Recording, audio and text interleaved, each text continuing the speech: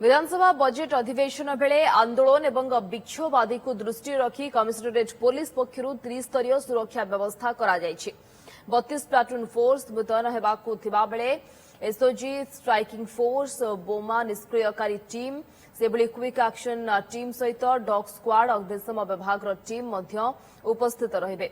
विधानसभा आरंभ करी lower PMG Ravindra मंडप छक और तार निकटवर्ती स्थान में सीसीटीवी लगा 5टी स्थान में अस्थायी पुलिस कंट्रोल रूम करा डीसीपी प्रतीक सिंह नेतृत्व में 8 जन अतिरिक्त डीसीपी 16 जन एसपी 100 अधिक पुलिस कर्मचारी नियोजित हेबे। विधानसभा को संजोग करुवा 5टी रूट को डायवर्ट करा विधानसभा पर्याप्त सिक्यूरिटी अरेंजमेंट करा पुलिस अरेंजमेंट करा एक्सेस कंट्रोल मेंटेन करिवो एवं जांच प्रक्रिया कड़ाकड़ी हेबो।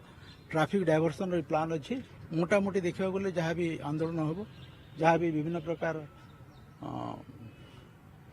परिस्थिति सृष्टि हो मुकाबला करने प्रस्तुत अच्छे।